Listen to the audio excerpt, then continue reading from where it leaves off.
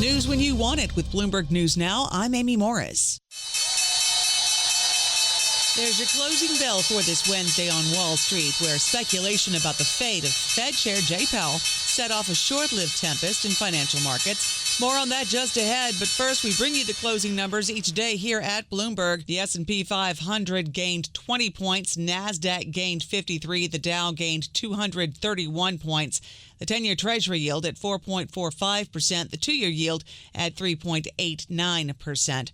President Trump said firing Fed Chair Jay Powell is unlikely, even after he floated the idea in a closed-door meeting with congressional Republicans. I talked about the concept of firing him. I said, what do you think?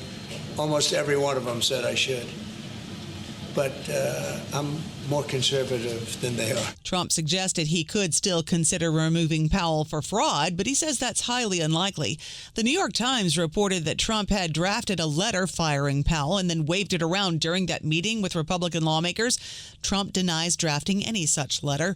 Bloomberg's Anne-Marie Hordern was in the Oval Office when the president said he's not planning to fire Powell. But he continued, of course, to bring up his gripes with Fed Chair Jay Powell. One, of course, being the fact that he thinks the Fed should be lowering interest rates. And now this new one that you've seen a lot of administrative officials really start to push, going after the Fed chair for the renovations that are taking place at the Federal Reserve building. Hear more from Anne-Marie Hordern on the Bloomberg Balance of Power podcast. Republican Congressman Jason Smith of Missouri and chair of the House Ways and Means Committee says it's time for Powell to consider stepping down. He should consider resigning because clearly he's not aligned with the president of the United States. Other people's done that within the agencies. I think Chairman Powell should consider his place in government right now. Hear more from Jason Smith on the Bloomberg Balance of Power podcast.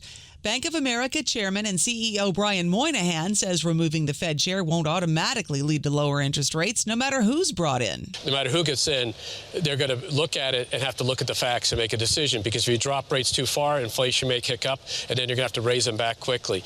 On the other hand, if you think the prior Fed has been slow to lower rates, you might lower them faster. Our team believes that the Fed will lower rates in the second half of next year by 100 basis points. No change until then, because inflation is still going through the system. Bank of America CEO Brian Moynihan speaking with Bloomberg's David Weston on Bloomberg TV.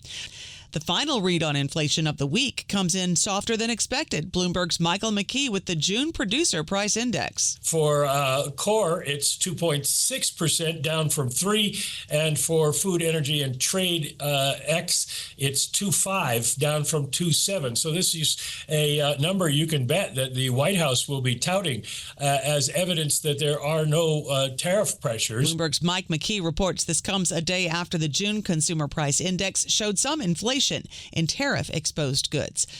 Let's turn now to tariffs and trade. President Trump softening his tone with China so he can secure a summit with Xi Jinping and a trade deal.